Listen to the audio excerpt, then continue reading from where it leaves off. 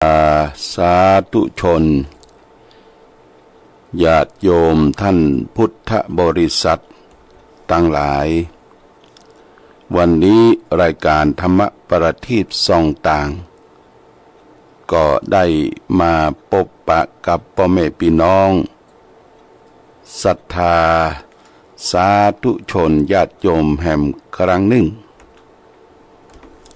วันนี้เป็นวันอาทิตย์ที่23เดือนสิงหาคมพุทธศักราช2563ซึ่งตรงกับเดือน12เหนือเดือน10ใต้ขึ้น5ค่ำญาติโยมวันนี้เป็นวันอาทิตย์เป็นวันหยุดการหยุดงานของข้าราชการสถานการศึกษาสำหรับพี่น้องญาติโยมที่เป็นเจ้าไร่เจ้านาทำการเกษตรกรรมตลอดถึงป่อก้านายขายเขาก็ต้องทำงานกันบางที่บางแห่งบางท่านบางคนก็มามีการหยุดหย่อนแต่จะได้หยุดได้หย่อนนั้นก็คือกลางค่ำกลางคืนบางคนกลางคืนก็ยังทำงานต่อเรียกว่าทำโอเวอร์ไทม์ทำนอกเวลาแต่นั่นแหละญาติโยมการจะทำอย่างทุกสิ่งทุกอย่างก็ต้องดูร่างกายและจิตใจของเราบางอย่างการงานที่เราจะไปฝืนเนี่ยบางทีร่างกายจิตใจมันก็อ่อนเปียเพลียแรงไปเป็นเรื่องของธรรมดาสังขารธรรมที่เข้าใจมาเมินนานเนี่ยมันก็ลดน้อยถอยลงไปกำลังสติปัญญาต่างๆเอาไปฝืนญาติโยมนะบางท่านบางคนก็ขี่รถขี่รางขี่รถเครื่องบางคนก็อายุปาไป70-80ก็ยังขี่รถเครื่องอยู่ต้องระมัดระวังนะญาติโยมอย่าไปฟ้าวอย่าไปฟังในปัจจุบันนี้รถรางมันหนักญาติโยมรถรางมันหนักเราจะข้ามถนนหนทางหรือจะเอารถออกซอยเข้าซอยนี่ต้องระมัดระวังแต่ว่าผู้สูงวัยเฮาและท่านทั้งหลายนั้นมันบ่กระซับกระเสงเหมือนเมื่อหนุ่มเมื่อกำเราต้องระมัดระวังในญาติโยมอันนี้ก็เป็นหน้าที่ของแต่ละท่านแต่ละคนที่จะต้องเสาะว่าหากินดิ้นรนขนขวายกันไปตื่นตัวกันไปอันนี้เป็นหน้าที่ของแต่ละท่านแต่ละคนเพื่ออยากจะได้เงินได้ทองได้ปัจจัยมาจุนเกลือครอบครัวคือได้มีความสุขตามอัตภาพคำว่าอัตภาพนั่นญาติโยมก็คือมีความเป็นอยู่แต่พอดีนะบ่คือมันขัดสนและบ่คือมันลำบากและบ่คือมันฟุ้งเฟ้อจนเกินไปคำว่าพอดีเนี่ยเป็นหลักของสันโดษเป็นหลักของธรรมะของพระพุทธเจ้าที่สร้างความสุขให้แก่คนมนุษย์โลกเขาถ้าอย่างที่มันเกินพอดีหรือมันแล่นแค้นเกินมันก็เกิดความเป็นปัญหาทุกข์ยากลำบากเกิดขึ้นเพราะฉะนั้นเมื่อเราได้ปัจจัยได้เงินได้ทองเก็บหอมรอมริบไว้ใจจำเป็นเมื่อเราเจ็บเป็นเย็นอุ่นเนี่ยญาติโยมก็ได้ใจเงินใจทองจะกินจะทานจะทำบุญก็ใจเงินใจทองเราจะไปทัศนศึกษาจะไปไหว้พระจะไปสวดมนต์จะไปร่วมกันทำพิธีกรรมต่างๆมันก็ต้องใจปัจจัยใจเงินใจทองสมัยนี้เป็นสมัยที่เขาไปรถยนต์ต้อง ใจน้ำมันแล้วก็คนขับน้ำมันค่าซึกล้อรถเนี่ยญาติโยมเขาจะไปฟรีแต่ก่อนเนี่ยเขาใจล้อใจเกวียนใจรถถีบบางทีบ่ไกลก็เดินไปญาติโยมแต่ก่อนนี้การลงทุนลงแรงนั่นก็มันเหมือนนักมันหนาเหมือนกับในปัจจุบันนี้แม้แต่ว่ารายได้แต่ก่อนนี่ก็บ่จำเป็นจะต้องมีโซะสั่งสตางค์อย่างเข้ามาจุนเจือนักเพราะว่ารายจ่ายเฮาบ่ค่อยมีแต่ในปัจจุบันเนี่ยญาติโยมเด้อรายจ่ายค่าน้ำค่าไฟฟ้าค่า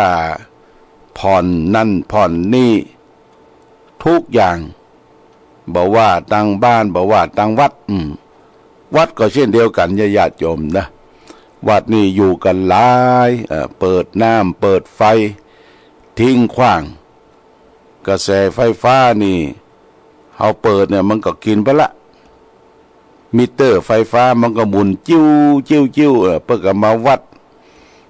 แล้วก็เก็บสตางค์ไปน้ำก็เหมือนกันน้ำนี่ก็ต้องปั่นสูบน้ำมาจากเครื่องบาดาลเครื่องสูบน้ำลึกญาติโยมสูบมาแล้วก็เอามาใส่ถังเจือจ่ายสร้างล้างช่วยกันถ้าเฮาบ่ประหยัดอดออมเนี่ยนะอนาคตต่างหน้าเนี่ยมันก็จะลำบากเพราะฉะนั้นบอกว่าตนตัวเราครอบครัวชุมชนสังคมวัดวาอารามต้องมีการประหยัดและอดออมนะญาติโยมวันนี้เป็นวันอาทิตย์วันอาทิตย์นี้ก็เดือน12ขึ้น5ค่ำทางวัดเจดีย์งามวัดเจดีย์งามวัดกลางเวียงเขาเนี่ยนะหน้าที่ว่าการอำเภอฝางเพิ่งก็จะมีการทำบุญตาลเข้าสลักพัดประจำปีโดยการนำของหลวงพ่อท่านเจ้าคุณพระราชกิติสุนทรเพื่อกับปาญาติโยมได้ทำบุญแต่การทำบุญในปีนี้ญาติโยมคณะสงฆ์ได้ปรึกษาหารือกันว่าที่มันผ่านพ้นประเพณีไปเหี่ยปีหนึ่งบ่ได้ทำเหมือนที่การปีเก่าที่ผ่านพ้นมาปีนี้บ่ได้อลึกอึกหนาอย่างเด้อหัววัดหัววาเพื่อจำกัดจำเขียทำบุญสุนทานภายในเฉพาะตำบลไผ่ตำบลมันในเขตอำเภอฝางอันนี้ก็เพื่อเกิดความเบาบางเรื่องการทำบุญการการจ่ายของศรัทธาญาติโยมที่จริงศรัทธาญาติโยมเพิ่นมีศรัทธาอย่างเต็มเปี่ยมแต่ว่ารายได้มันบ่พอกับรายจ่ายรายได้ที่ผ่านพ้นมาเขาก็ประสบกับโรคภัยไข้เจ็บโควิด-19ญาติโยมโควิด-19เนี่ยก็เขาก็บ่ได้ไปขึ้นไปขายไปเปิดร้านเปิดหยังเงินทองก็หายากลำบากก็จะต้องทำบุญทำทานตามประเพณีปีไหนละเตื้อแต่ปีนี้เขาก็เบาบางลงหัววัดหัววาต่างๆที่อื่นที่ไกลเขาก็ยกยอดไปปีหน้า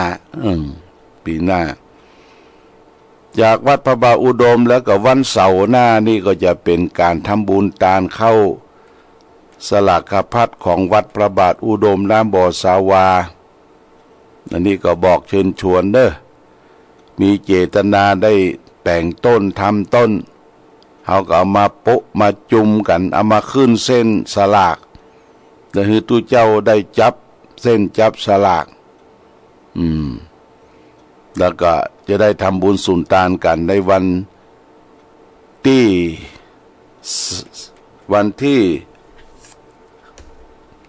29เลยญาติโยมนะ29เป็นวันเสาร์วันเสาร์แล้วนี่วันเสาร์ตะวานี่เขาก็มีการปฏิบัติธรรมวันเสาร์หน้านี่เขาก็ จะยกยอดการปฏิบัติธรรมและจะมาร่วมกันทำบุญตานเข้าสลากพัดอย่างชมรมผู้ปฏิบัติธรรมประจำวันเสาร์โดยประธานชมรมก็มีแม่จงดีเชื้อกันทาพร้อมด้วยสมาชิกก็จะตาลต้นสลากต้นหนึ่ง2 ต้นนี่เนาะต้นหนึ่งเอาเกาะกลุ่มรุมราเอาเป็นยอดน้ำชากาแฟจะตั้งกาแฟและก็ขนมเลี้ยงดูศรัทธาญาติโยมกันกาแฟร้อนแล้วก็ตั้งต้นไว้ฮะนะไผจะมาให้มาหอมอันนั้นเอาตาลเป็นยอดน้ำชากาแฟตาลเขาวัดแถมต้นหนึ่งแม่จงดีก็บอกว่ามีความตั้งใจจะตาลไปถึงตุปี่หมีนี่ก็เก้ออยู่กับหลวงพ่อที่บนวิปัสสนาปฏิบัติตนปฏิบัติใจดีมากนะดูแลพ่อกอยทางวิทยุทางหลวงพ่อเป็นคนที่เปิ้นบ่เรียกร้องอย่างเด้อทุปี่หมีนี่นะเป็นคนดีเรียนหนังสือจบปริญญาโทแต่นั่นแหละคนดีก็อยู่กับเฮาบ่เมินก็จากไปเหียนะ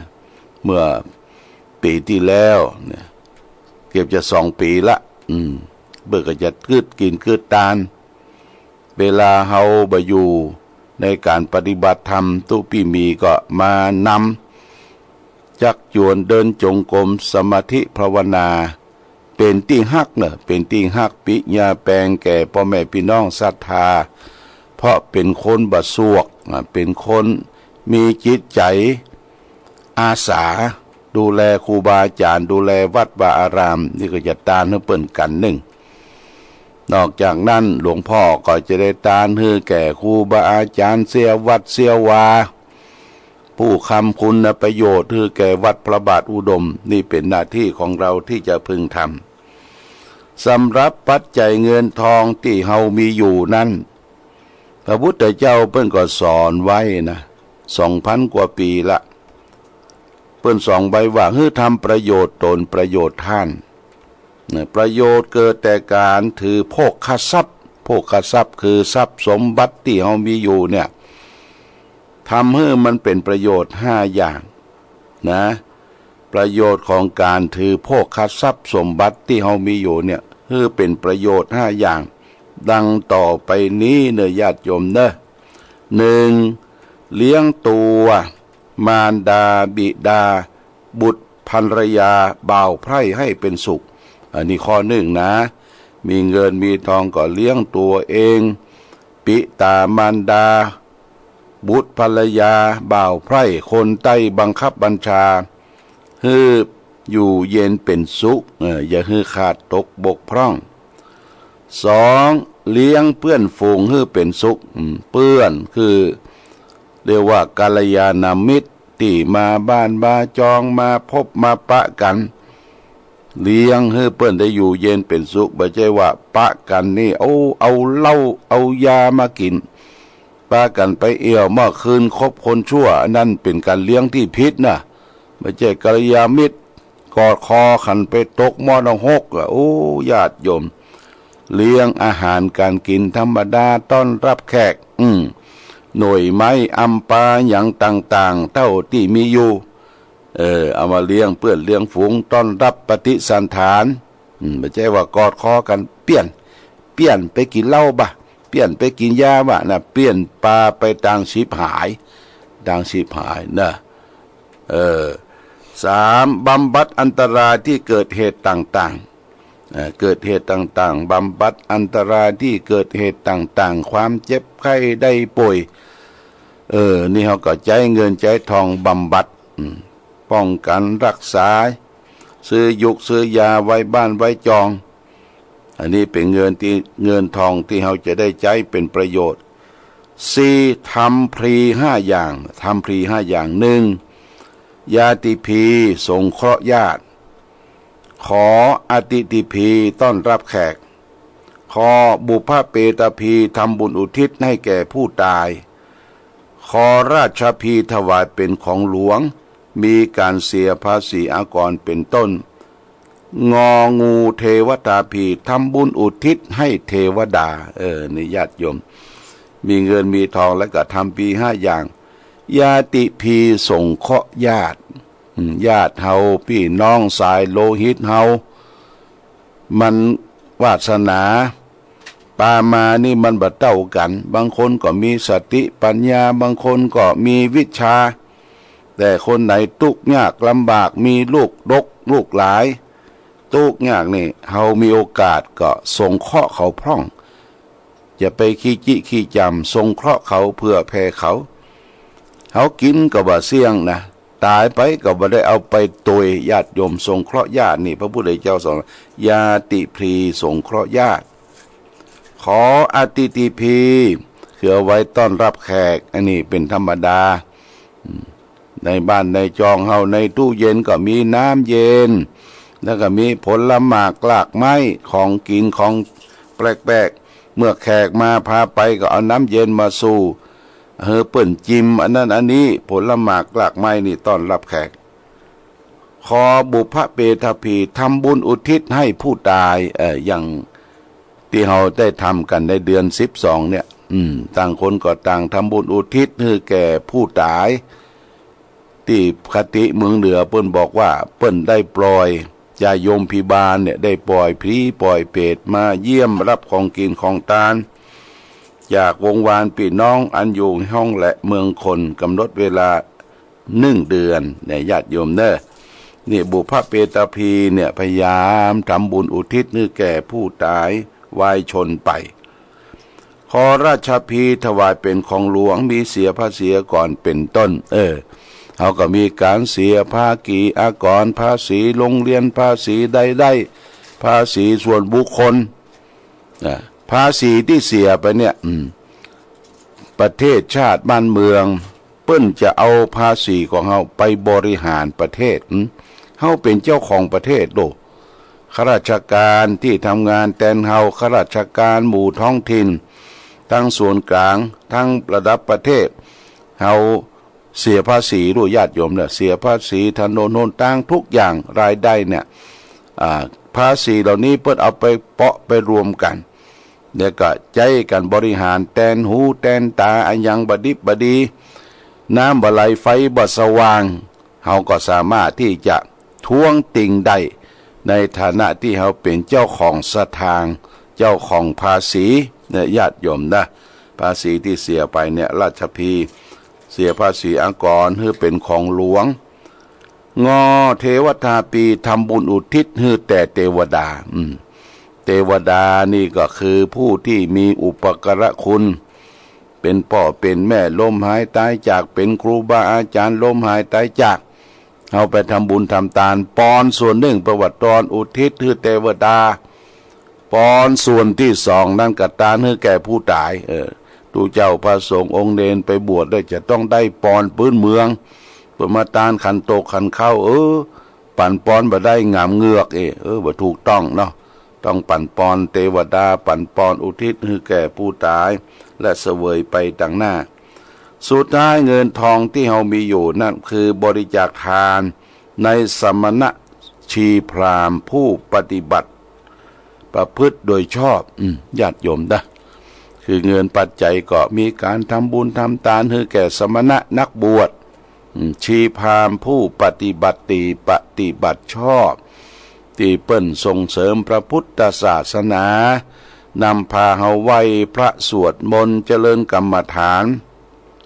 ครูบาอาจารย์นั่นรายได้ก็มียังญาติโยมอาศัยปัจจัยที่ญาติโยมได้ทำกินทำทานเป็นค่ารถค่าน้ำมูกน้ำมันค่าไฟฟ้าจีปะทะต่างๆอย่างที่เราได้บริจาคให้หอมกันบำรุงสถานีพ่องเป็นค่าไฟเป็นค่าอินเทอร์เน็ตเป็นค่าบำรุงไฟฟ้านี่ญาติโยมนะอันนี้ก็คือหมายความว่าทำบุญให้แก่สมณะชีพราหมณ์ที่เปิ้นบริหารงานต่างๆพูดถึงเรื่องการบริจาคก็ต้องขออนุโมทนากับป้อน้อยบุญปั่นมโนครวันนั้นเปิ้นขึ้นมาตั้งครอบครัวตั้งสามีภรรยาได้บริจาคป้อน้อยบุญปั่นมโนครเนี่ยเป็นแฟนธรรมะ เปิ้นก็โทรไปนั่งพวกปากตังเจริญตังส่วนกลางบอกว่ายังอยู่ยังฟังอยู่เน้อเปิ้นอยู่บ้านเสาหินนะพ่อน้อยบุญปั่นวันนั้นบริจาคเป็นการเทศ200 บาทพ่อน้อยบุญปั่นมโนครบ้านเสาหินก็ยังบำรุงสถานีแห่ง200 บาทนะท่านนมากับแม่มีสายลุงพิคุณบ้านเสาหินเช่นเดียวกันบริจาคกันเต้ที่ผ่านมาสุกที่ผ่านมา300 บาทและแม่สายลุงพิคุณหรือว่าแม่มอยบ้านเสาหินนี่ก็บริจาคค่าน้ำค่าไฟของวัด200 บาทและก็แม่สายลุงพิคุณบ้านเสาหินก็บริจาคบำรุงสถานีแห่ง300 บาทต้องขออนุโมทนาในส่วนกุศลเจตนาทั้งสองท่านเนี่ยพ่อน้อยปั่นมโนครกับแม่สายลุงพิคุณเปิ้นเป็นกู้ทุกกู้ยากเนอะเปิ้นมีสวนอยู่ที่หิมฝางไปทางทิศตะวันออกของบ้านเสาหินเปิ้นว่าอยู่กับสวนหลวงพ่อเอาวิทยุไปตัวเหี้ยปลูกกระท้อนเอากระท้อนมาถวายแล้วก็มีมะม่วงแล้วก็มีเลี้ยงปลาเลี้ยงเป็ดเลี้ยงไก่ครบวงจรตามหลักของเศรษฐกิจพอเพียงจึงขออนุโมทนากับพ่อน้อยบุญปั่นมโนครแล้วก็แม่สายลุงพิคุณมาณโอกาสนี้ขอให้ได้อยู่ดีมีสุขบ่ต้องรวยแต่พอกินพออยู่ดำเนินชีวิตไปก็เป็นที่พอเหมาะพออกพอใจและเป็นสิ่งที่น่าอนุโมทนาเป็นอย่างยิ่งเนี่ยญาติโยมท่านสาธุชนทั้งหลายเนอะการทำบุญสุนทานเนี่ยเราก็เป็นหน้าที่ของเราชาวพุทธทั้งหลายทานแล้วก็รักษาศีลไปโดยละค่ำมาก็ไหว้พระสวดมนต์ภาวนาตื่นขึ้นมาจะไปยะการยะงานล้างหน้าล้างตาไหว้พระสวดมนต์เป็นสิริมงคลเกิดขึ้นกับตนกับตัวนั่นก็คือความสุขในการอยู่ในระดับของความพอเพียงญาติโยมนะความพอเพียงอย่าไปหวั่นไหวกับสิ่งที่มาใหม่เปิ้นมาโฆษณาเรื่องนั้นเรื่องนี้จะไปเวิ่งเปิ้นเด้อคิดพิจารณาพอกินพออยู่พอดำเนินชีวิตตามอัตภาพนั่นคือความสุขของเราและท่านทั้งหลายจึง